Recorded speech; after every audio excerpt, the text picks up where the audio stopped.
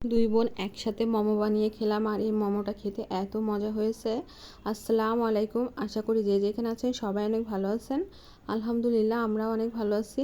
মোমো বানানোর জন্য এখানে 1 কাপ পরিমাণ ময়দা নিয়ে নিয়েছি, আর 1/2 কাপ পরিমাণ কর্নফ্লাওয়ার নিয়ে নিয়েছি, আর নিয়েছি পরিমাণ মতো লবণ। এবার গরম পানি দিয়ে এটা খামির মেরে নিব, মানে খামির মাখিয়ে নিব, আর এটা হাত দিয়ে ভালো করে মাখিয়ে নিলাম। আর এরপর এই যে একটা মুরগির বুকের এক পাশের মাংস নিয়ে নিয়েছি, হাড় ছাড়া, আর একটা ছুরি দিয়ে ভালো করে কিমা করে নিলাম। আর কিমা করার আগে কিন্তু মুরগির যে বুকের যে পাশটা, মানে বুকের যে মাংসটা, ওটা কিন্তু ভালো করে পরিষ্কার করে নিয়েছিলাম। যার কারণে কিমা করার পর কিন্তু আর এটা ধোয়া লাগেনি, মানে কিমা করার পর তো এমনিও পরিষ্কার করা যায় না, এর জন্য আগে থেকেই পরিষ্কার করে নিতে হয়। ওইদিকে তৌকির বাবার সাথে ঘুরতে গেছিলো। সে সন্ধ্যার সময় চিপস, তারপর জুস, এগুলো না হলে তার হয় না, মানে জুস প্রতিদিন খেতেই হবে।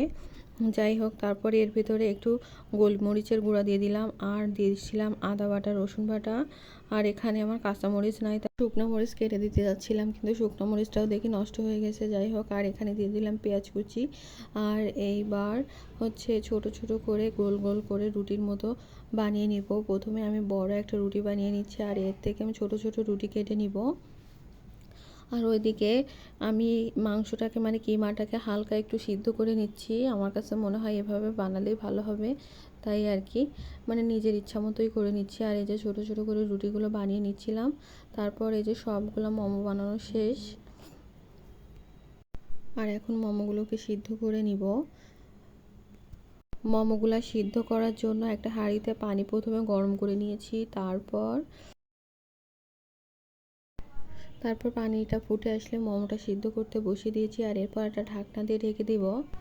মোমোগুলো কিন্তু খুব সুন্দরভাবে সিদ্ধ হয়ে গেছে, যেহেতু আমি মাংসটা আগে থেকে সিদ্ধ করে নিয়েছিলাম, এর জন্য দেরি হয়নি। তারপর সবগুলো উঠিয়ে নিচ্ছি, আর এভাবে কিন্তু সবগুলো মোমো আমি সিদ্ধ করে নিব। আর বাকি যে মোমোগুলো আছে সেগুলো আমি দিয়ে দিচ্ছি। আর এখান থেকে কিন্তু প্রচুর গরম ভাপ উঠতেছিল, যার কারণে হাত পুড়ে যাওয়ার কিন্তু সম্ভাবনাও ছিল, মানে হাতে তো আমি 2-1 বার ছ্যাঁকাও খেয়েছি।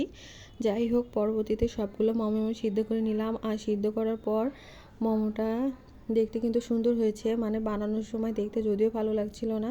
আর প্রথমবার মোমো বানিয়ে খেলাম, এটা খেতে কিন্তু খুবই মজা হয়েছে।